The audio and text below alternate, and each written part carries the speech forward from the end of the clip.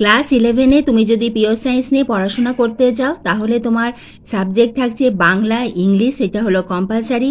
এর সঙ্গে তোমাদের থাকবে ফিজিক্স, কেমিস্ট্রি, ম্যাথস, এই তিনটে সাবজেক্ট নিতেই হবে। তার সঙ্গে নয়তো তোমাকে যে 4 নম্বর যে সাবজেক্ট সেটা কম্পিউটার সায়েন্স অথবা স্ট্যাটিস্টিক্স অথবা তোমাকে নিতে হবে বায়োলজি। হ্যাঁ, বায়োলজি নিলেও কিন্তু তোমার সেটা পিওর সায়েন্সই হবে, কারণ তোমার যে কম্বিনেশনে তোমার ফিজিক্স, কেমিস্ট্রি, ম্যাথস যেহেতু রয়েছে। এরপরে ক্লাস 11-এ তুমি যদি বায়োসায়েন্স নিয়ে পড়াশোনা করতে চাও, তোমার বাংলা, ইংলিশ কম্পালসারি, এর সঙ্গে থাকছে ফিজিক্স, কেমিস্ট্রি, বায়োলজি এবং ম্যাথামেটিক্স।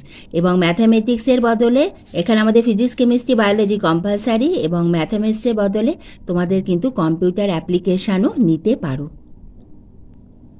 তুমি যদি নিউট্রিশন সায়েন্স নিয়ে পড়াশোনা করো তাহলে তোমার সাবজেক্ট থাকছে নিউট্রিশন সায়েন্স, কেমিস্ট্রি, বায়োলজি, এই তিনটে হলো কম্পালসারি। এছাড়া বাংলা, ইংলিশ তো রয়েছে।